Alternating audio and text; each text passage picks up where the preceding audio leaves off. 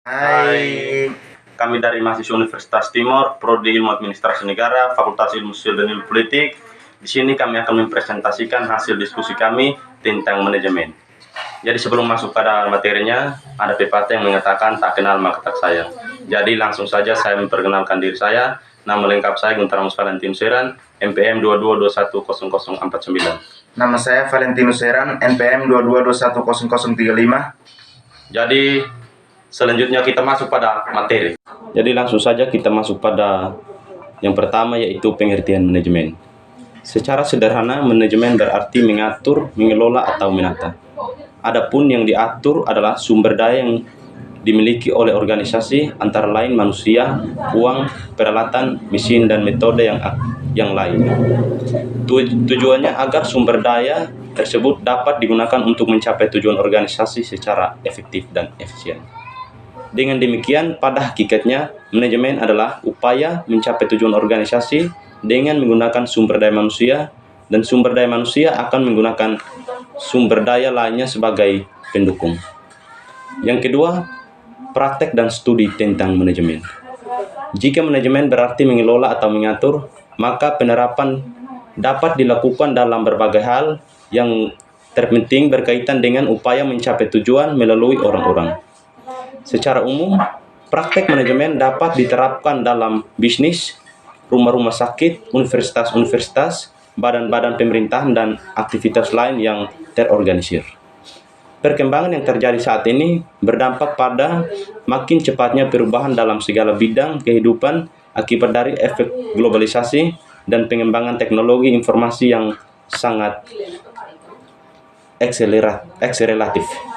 Sekarang ini ilmu manajemen terus berkembang sesuai dengan perkembangan ilmu pengetahuan dan teknologi serta perubahan sosial dan lingkungan. Kondisi demikian jelas mengakibatkan perlunya cara-cara baru dalam menyikapi semua yang terjadi agar organisasi dapat tetap bertahan dan mampu bersaing. Penekanan akan makin pentingnya kualitas sumber daya manusia merupakan salah satu respon positif dalam menyikapi perubahan tersebut. Dan ini tentu saja memerlukan upaya-upaya untuk menerapkan dan mengembangkan manajemen dalam organisasi. Yang ketiga, proses manajemen.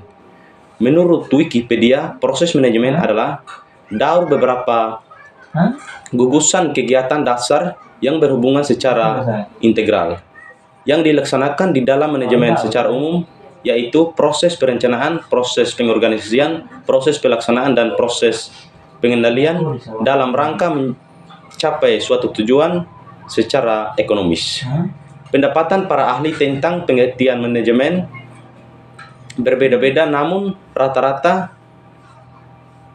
menitik beratkan kepada pentingnya proses manajemen, yaitu yang pertama, menurut GRT, proses manajemen meliputi planning, organizing, actuating, dan controlling.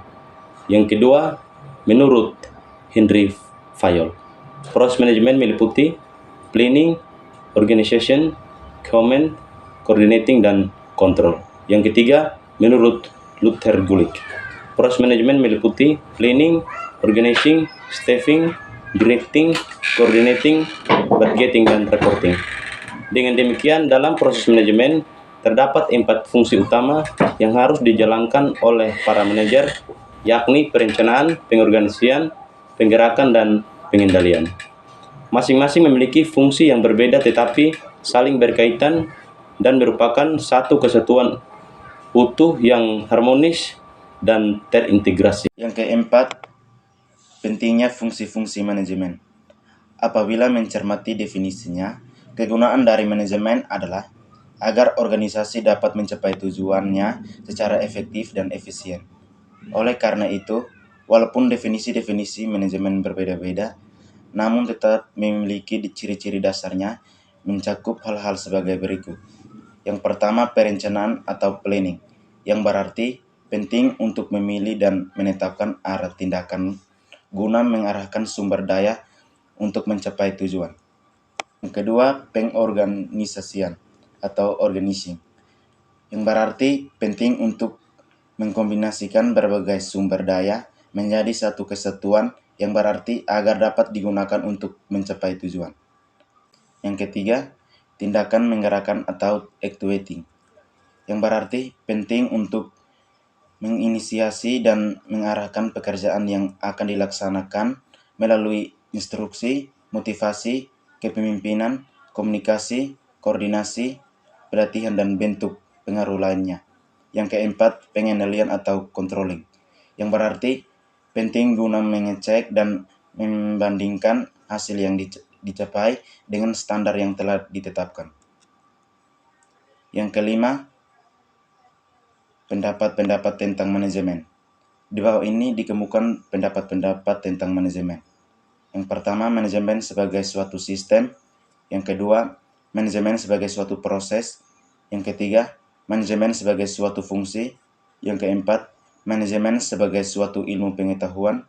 Yang kelima, manajemen sebagai suatu kumpulan orang. Yang keenam, manajemen sebagai kegiatan terpisah. Yang ketujuh, manajemen sebagai suatu profesi. Baik, terima kasih. Inilah hasil presentasi kami. Semoga bermanfaat bagi kita semua.